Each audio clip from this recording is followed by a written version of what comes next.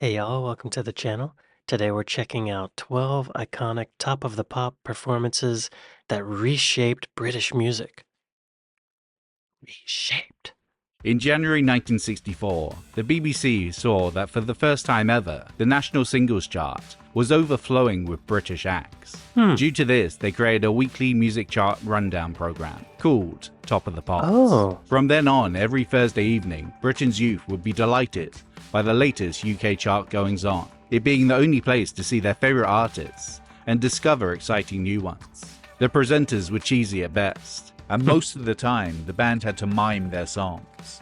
But some of these performances would embed themselves unshakably into the public consciousness, inspiring generations of bands and artists in their wake, hoping that they too could get their 3 minutes of Top of the Pops glory.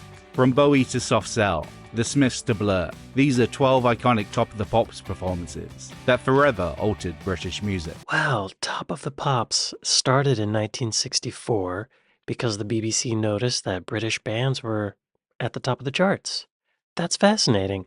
I've heard of Top of the Pops, but I didn't know that that's how it started. The only American equivalent I can think of is American Bandstand, but did live bands play that? Or Soul Train? But I don't think were there live performances on there? I don't remember. I don't feel like looking it up. So that must have been a huge deal for a group to play on Top of the Pops. And as a music fan, what a great thing to have, you know? Wow. So these performances were really, really important. So it's not necessarily the top 12, it's just 12 of the most iconic ones. Let's see. Desmond Dekker introducing reggae. Due to the BBC's policy to wipe and reuse tapes as a cost-saving measure, the majority of iconic performances from the first decade of Top of the Pops are lost to time. One such pivotal performance was in March 1969, when Desmond Dekker exposed a significant portion of Britain to reggae music with his #1 single, Israelite. Dressed in a sharp white suit, Dekker bopped to the syncopated Jamaican rhythm as he told his story of everyday hardships in his thick island patois, impenetrable to the white British population of the time, but undeniably catchy all the same. For the Caribbean immigrant population, it was a rare early chance to see their culture celebrated on 60s primetime television. David Ansel Collins, Bob Marley and Althea and Donna would appear later, but some of those kids that saw Dekker on Top of the Pops would make up the first wave of British reggae and two-tone groups. Wow, so reggae first came to Britain in 1969, as far as Top of the Pops is concerned. If any of you were alive back then and saw that, I'd be curious to hear what you thought of it. Did you recognize it as a whole other genre of music, or did it just sound like a quirky song? To my musical knowledge, reggae became big in the 70s, specifically with Bob Marley, but reggae, 1969. Wow. Starman by David Bowie, okay. 72. Glam rock was a genre made for Top of the Pops. Literally. In March 1971, before T-Rex's Mark Bolan was about to debut on the show with Hot Love, he splashed some glitter on his face in an attempt to stand out, and unwittingly sparked a revolution. Various shiny, silver-suited performances from Sweet, Slade, and Roxy Music would follow. But if glam rock can be summed up in one 3.5-minute clip, it would be David Bowie's Starman. Before his Top of the Pops reintroduction, Bowie was a one-hit wonder, the curly-haired lost astronaut of novelty folk ballad Space Oddity. That's so weird from to back think in about. 1969, and as canonical as his 1971 album Hunky Dory is now. Neither the album nor any of its singles had charted on release. But in July 1972, he was no longer Major Tom. Now with striking makeup, red hair, and a multicolored quilted suit, he was Ziggy Stardust, the out-of-this-world rock star of Bowie's dreams, a dazzling mix of Mark Bolan, Vince Taylor, and A Clockwork Orange. And on Top of the Pops, backed by the Spiders from Mars, was when Britain at large laid their enraptured eyes on him for the first time. The show had been broadcast in colour from November 1969, but it wasn't until Starman that the full spectrum was utilised. As perfect a pop song as it is, a sweetly strummed self-mythology into a skyrocketing chorus, it wasn't the focus. Remembered Spiders from Mars drummer Mick Woody Woodmansey appearing on Top of the Pops was like reaching the summit of Everest. I recall waiting to go on, standing in the corridor, and status quo were opposite us. We were dressed in our clothes and they had on their trademark denim. Francis Rossi looked at me and said, "Shit, you make us feel old." The key slightly revolutionary moment was Bowie and guitarist Mick Ronson singing into the microphone together, Bowie lovingly draping his arm around his guitarist.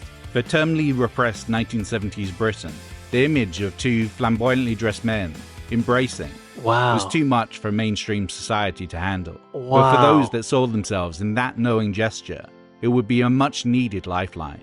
I just couldn't believe how striking he was. That ambiguous sexuality was so bold and futuristic.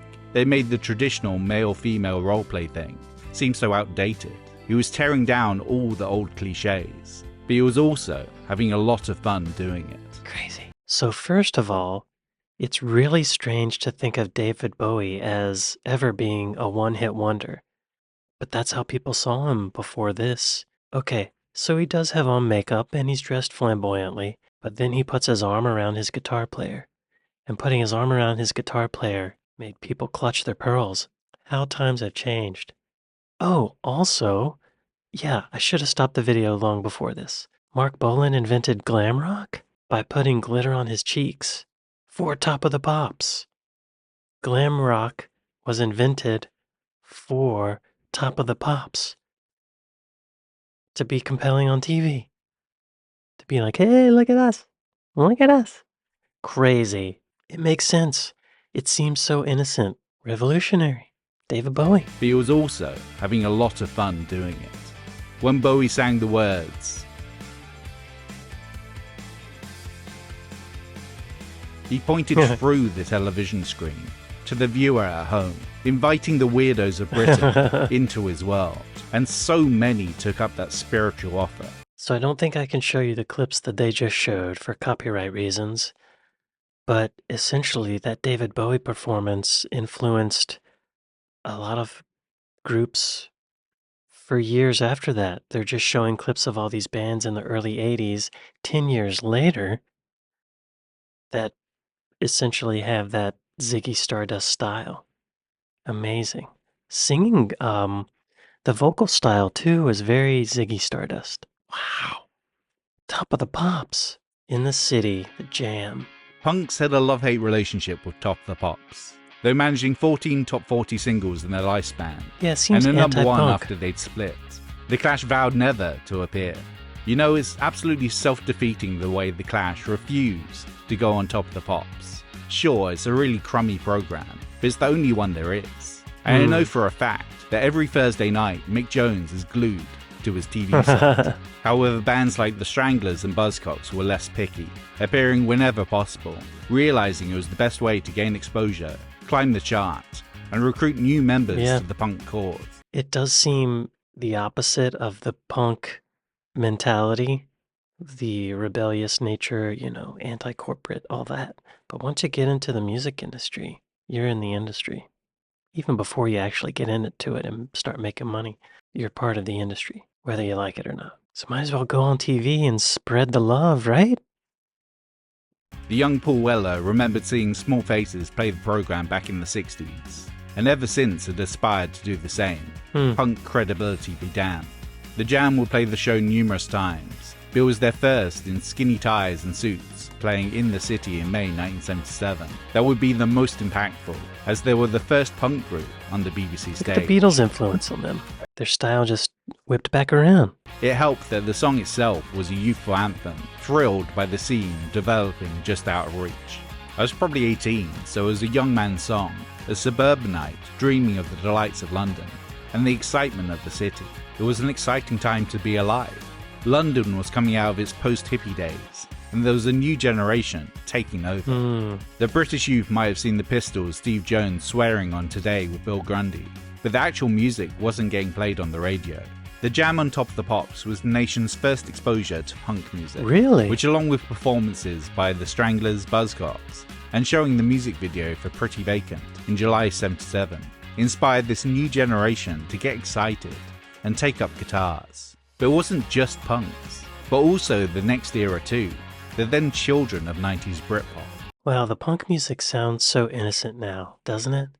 It sounds cute. Sunday Girl, Blondie, New York New Wave's Blondie would be a regular but much needed counterpoint to the syrupy balladeers and reductive dance troupes that formed the majority of female presence on late 70s Top of the Pops. Even jet-lagged, singer Debbie Harry fronted her band with icy cool poise and impeccable fashion sense. While their note-perfect power pop was how they climbed the charts and earned their place on the show, some girls saw Harry's glamorous presence amongst an overwhelming glut of male-stuffed rock bands and realised that rock stardom might be possible for them as well. I'll never forget the first time I saw Blondie on Top of the Pops, and Debbie Harry wearing that black and white striped dress. Something fizzed and popped in my brain.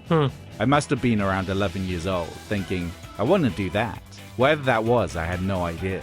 I just knew I wanted to do what Blondie was doing, but my way. Wow, Blondie. Yeah, all those bands before, they were all dudes. And I guess the only women that ever performed on Top of the Pops were mostly like ballads. And Blondie's up there with a band of dudes, like rock band. I could see how that would be big for a little girl watching. She does seem cool as a cucumber there, just kind of swaying. And our friends Electric, Tube-Way Army.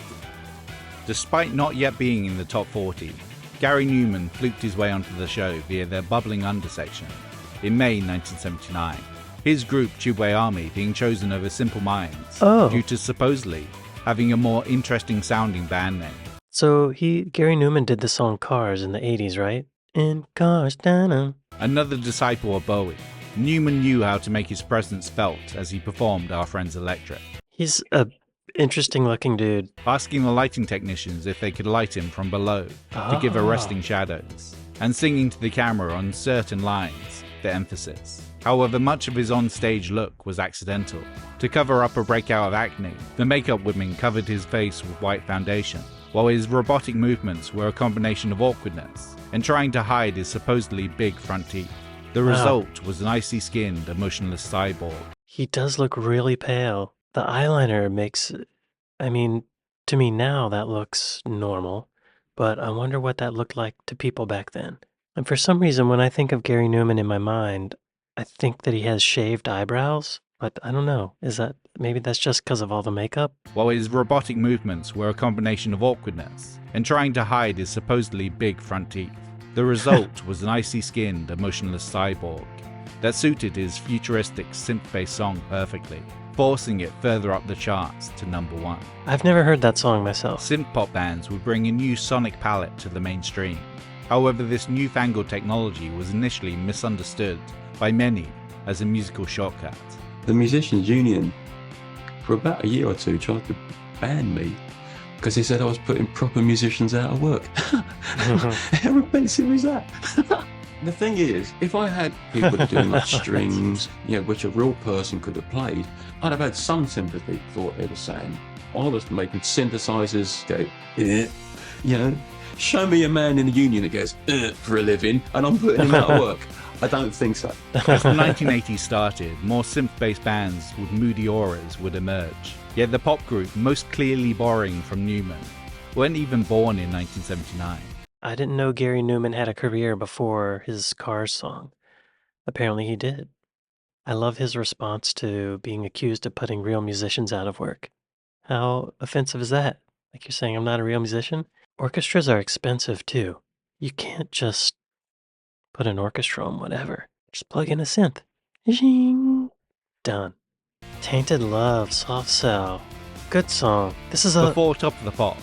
This song is a cover of a song that came out, the same song came out in the 1950s, I think. Before Top of the Pops, Soft Cell were experimental provocateurs, a product of Bowie, punk, and throbbing gristle. Nevertheless, their cover of an old...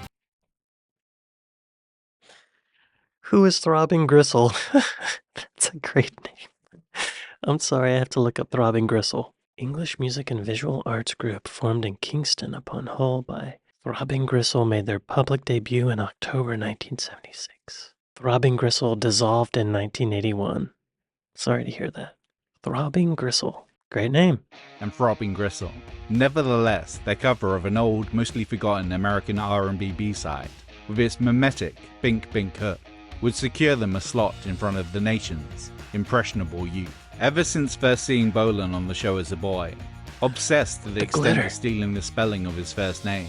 Mark Almond's life ambition had been to be himself on Top of the Pops, with black eyeliner, studded wristbands, and 2 full arms worth of bangles. The singer wildly emoted his way across the screen, outraging and endearing the country in equal measure. Unlike the coy allusions to bisexuality of Bowie, Almond was a bit more forward in his presentation. There was something innocent about sexuality in the 80s. Back in the 70s, even lorry drivers liked the sweet, and you had this kind of flamboyance. Male peacocks, dandies, blending masculine and feminine. But it was all play acting. Even Boy George said he preferred a cup of tea to anything else, and he didn't really have a sexuality. So I think I came across as quite a threatening figure, quite aggressive. After Tainted Love got to number 1, 80s Top of the Pops became host to all manner of more openly queer pop music, while setting up the next crop of pop provocateurs. So they're saying that because he wore what he wore in his performance, that he came across as aggressive? Like an aggressive gay man? Oh, maybe it's because he was like, no, I'm gay. So in the 70s, it was like play acting. Like, men wearing makeup, and it's just kind of a fun thing that you do for a performance. Whereas Mark Almond came on and was basically like, no, I have sex with men. I'm serious. I'm not playing. I'm wearing studded leather wristbands. So, I'm serious. I get a Gary Newman vibe from him a little bit. Not really. Hang on. What's a bangle? Is a bangle like a bracelet? Oh, okay, yeah, it's a bracelet. I don't know. Is that why the Bangles were called the Bangles? I always thought it was a Tiger reference. Yo, I'm learning so much. Okay. A Night to Remember, Shalimar. I like that Created name. by the producers of the television show Soul Train. US R&B collective Shalimar were climbing the charts in June 1982 with A Night to Remember. 2/3 of the group were unavailable for the accompanying Top of the Pops performance, so guitarist Jeffrey Daniel flew to London solo and choreographed a dance routine that would leave Britain dumbstruck. He's the guitar The player? audience went crazy because they had never seen anything like it before. They had never seen body popping to begin with, and they had never seen the backslide. Oh, moonwalking. People didn't know what was happening. They thought like I had wheels on my shoes. They thought there was oil on the floor. They did not know how in the hell I was walking forward and sliding backward at the same time. As well as making Shalimar one of the best-selling bands in the UK in 1982, Wow. Daniel would introduce the country to body popping, breakdancing, and US hip-hop culture in general, a genre that 80s Britain would latch upon. Michael Jackson would also get Daniel to teach him the backslide, which he rebranded several months later at the Motown 25th anniversary show as the Moonwalk.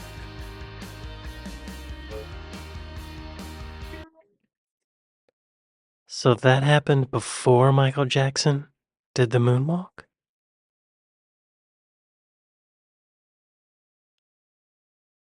Wow. Okay, it's called the backslide. And it was around before. I have to say, that guy doing it did it better than Michael.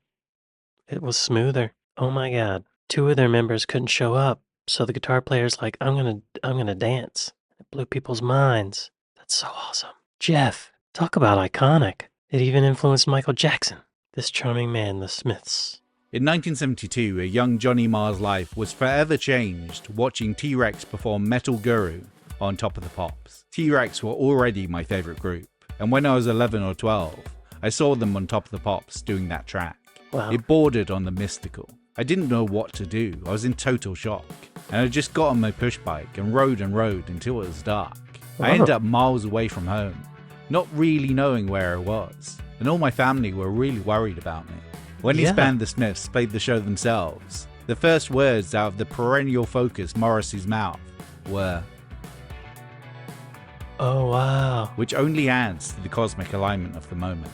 This charming man was written by Marr as a response to Aztec Camera's cheery Walk Out to Winter, but Morrissey bled out lyrics of literary insight and ambiguous sexuality. Before appearing on the show, the Smiths were underground residents of the John Peel set, and no one band with a jangle in their step. But afterwards, they were stars.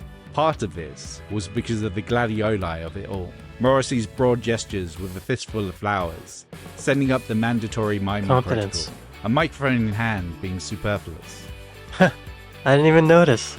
Also note how Marr is standing stock still, so he doesn't slip on the petals and land on his ass on national TV. Smart. Morrissey was using those gladioli in a way that was far from fey, almost brandishing them. Morrissey provided flamboyance. The rest of us wore sweaters and provided a streetwise gang aspect.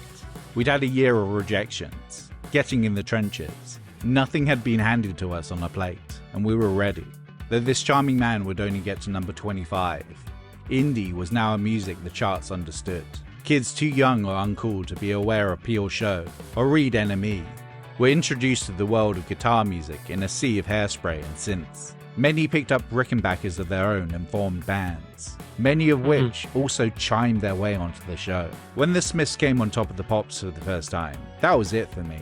From that day on, there was, I wouldn't say, yes, I probably would say, I wanted to be Johnny Marr. Such was the iconic nature of the Smiths on Top of the Pops, that even when Americans played the show, Morrissey was their go-to reference. Everyone knows Kurt Cobain's dour-voiced appearance for Smells Like Teen Spirit was him attempting to sound like the Manchester crooner. Oh, wow. Hang on, I've never heard that. I can't play the music, but that was just Kurt Cobain singing Smells Like Teen Spirit like, I don't want no mosquito. He was copying Morrissey. Wow. I will say, there's something extremely comforting as an audience member, as a viewer, to see someone with so much confidence on stage. Morrissey looked like he felt like he belonged there, and he's just flipping around some flowers. Just the confidence. He also wasn't using a microphone, which I didn't notice until the guy mentioned it. He didn't need it. They're lip syncing. What an iconic performance. So, just to back up a bit, the guitar player for the Smiths, Johnny Marr, saw T-Rex perform on Top of the Pops when he was a kid, and it impacted him so much that he got on his bike and just started riding until he didn't even know where he was. He was just in his mind. That's some influence. That kid had a moment. And then, when his band later played on Top of the Pops, the first lyric for the song was about him going out on a bike. It's about that moment. What are the chances? My mind is being blown by this, y'all. I didn't know it was so influential. Love Can't Turn Around, Farley Jackmaster Funk. Never heard of When him. Love Can't Turn Around hit the UK Top 20 in September 1986, the UK at large was oblivious to house music. Jackmaster? Born in the black gay clubs of Chicago at the beginning of the 80s, DJs had boiled down disco to its absolute most danceable elements. A 4-on-the-floor beat, a bass line, and an ultra-hyped soul Chicago? vocal on top. It was not made for the radio, for the club. The average Top of the Pops viewer knew nothing about that, though they might have not understood how Farley Jackmaster Funk had made this starkly kinetic music. An exuberant disco diva in the Loretta Holloway mold is a familiar calling point. Former Broadway and opera performer Daryl Pandy flamboyantly barreled across the stage as if his life depended on it, demanding the audience's attention. Pandy's histrionics are emblematic of the house scene in general. House is about the loss of decorum and control. From sexual extravagance to dance floor excess, everything about house is geared towards losing it. Several months later, Steve Silk Curly's Jack Your Body would go number 1. Jack Your Body. Before the homegrown collaboration Mars will repeat their achievement in September 1987 with the sample-heavy Pump Up the Volume. British producers then started creating their own club anthems. House and his Roland TB 303 squelching sibling, Acid House, would dominate the British airwaves by the start of the 1990s. And Pandy, glittering in turquoise, was Britain's first taste. Wow. I didn't know house music came from Chicago. What a performance. He was really giving it his all. Convulsing. He's definitely lip syncing, but even still, a lot of energy. Was Britain's He kicked off his first shoes. taste. He kicked off his shoes and fell on the ground. Performance.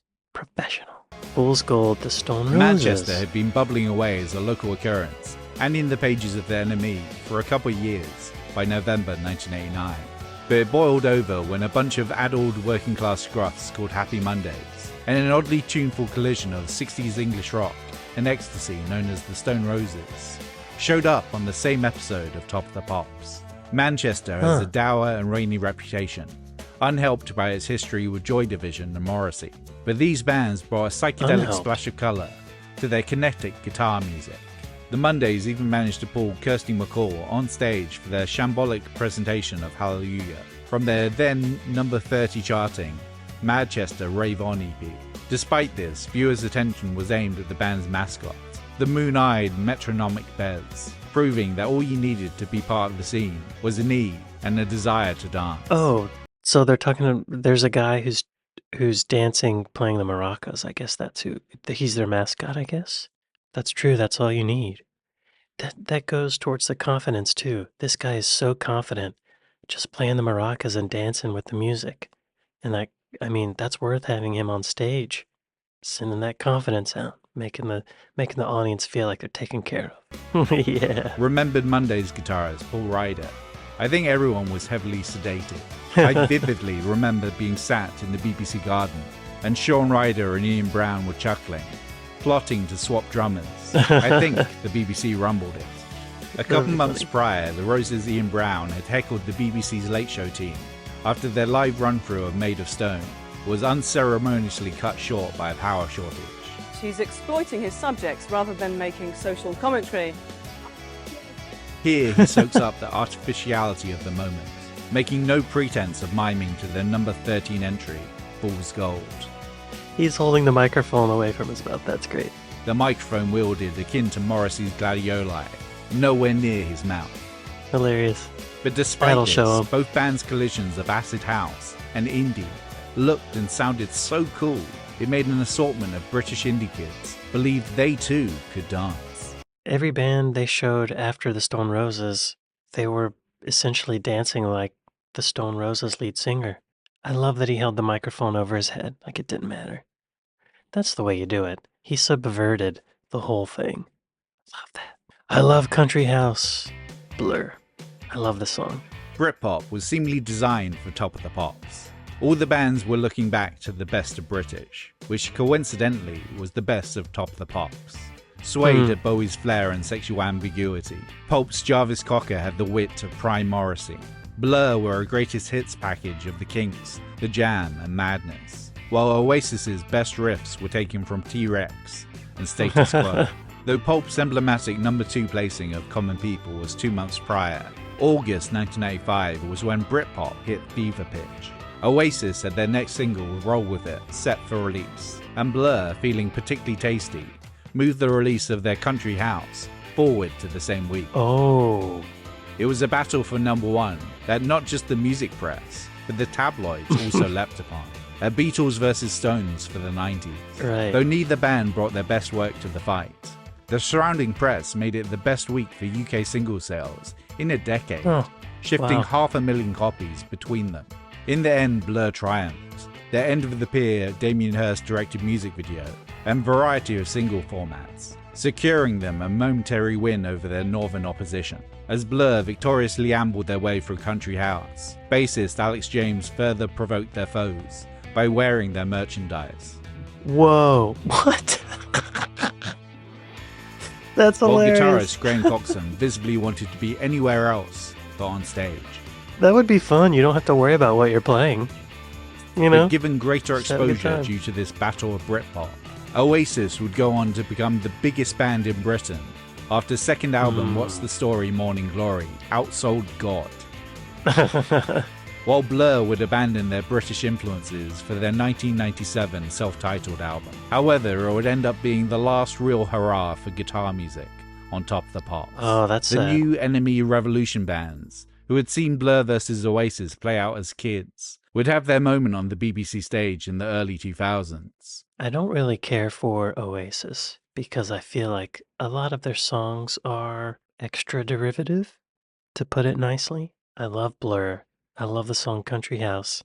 I love that they moved the release to be the same day as Oasis's single, and they outsold them. That's instigation. What a ballsy move. Another reason to love Blur and Damon Albarn. That's his name, right? Damon Albarn. I'm not even gonna look it up. I'm confident that his name is Damon Albarn. Oh, and the bass player wore an Oasis t-shirt. Ah, juicy. Instigation. Poke that bear, Blur. Poke it. Wanna be by the Spice Girls. Okay. In June 1996, due to decreasing viewership, in a desperate move to course correct, the BBC shifted Top of the Pops from its traditional slot on Thursday evening to Friday, as it now Seems like a bad conflicted with idea. going out on Friday night, as well as the nation's Right. favourite soap opera, Coronation Street.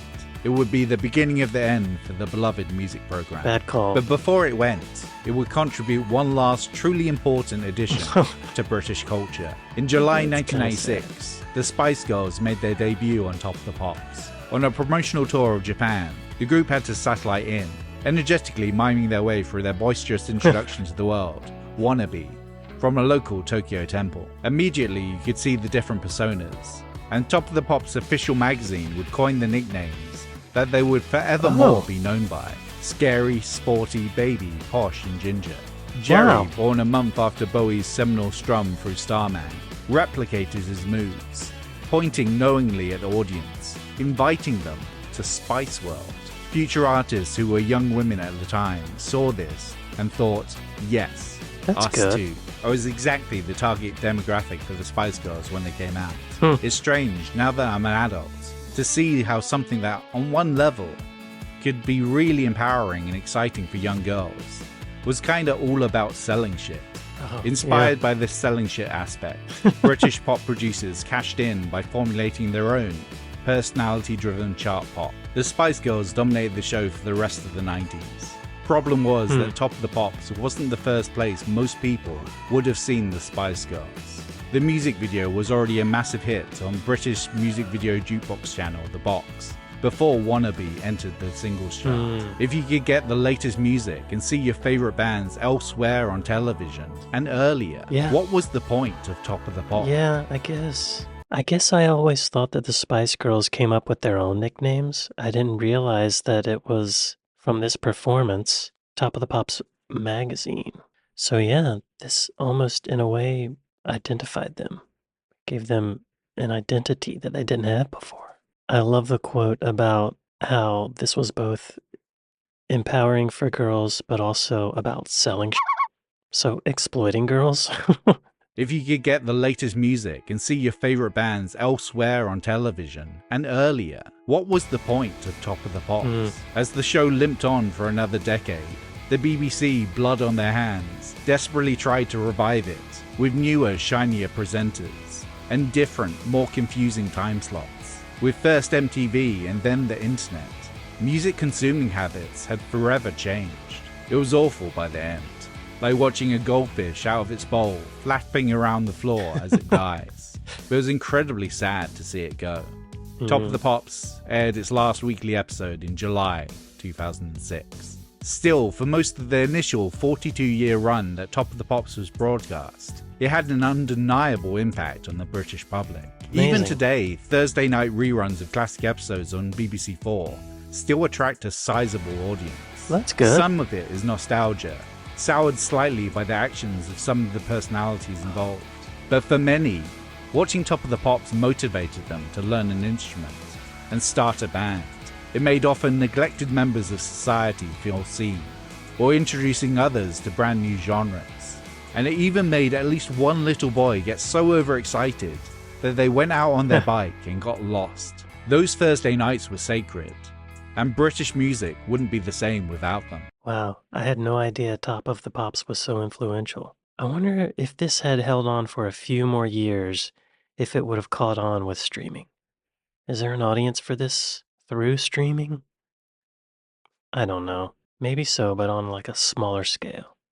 Lower budget. Something that I loved about the old TV system that wasn't streaming was that everyone would watch the same thing at the same time. So the next day when you're at school or at work, you have a common reference for something. You have something to talk about. Hey, did you see Top of the Pops last night? Yeah, David Bowie put his arm around the guitar player. That's big stuff. We don't really have that anymore unless it's a a viral meme or some kind of news story. It's different now. I miss that. Wow, this was fascinating. I learned so much. Thank y'all for watching this with me, and I'll see you next time. Later.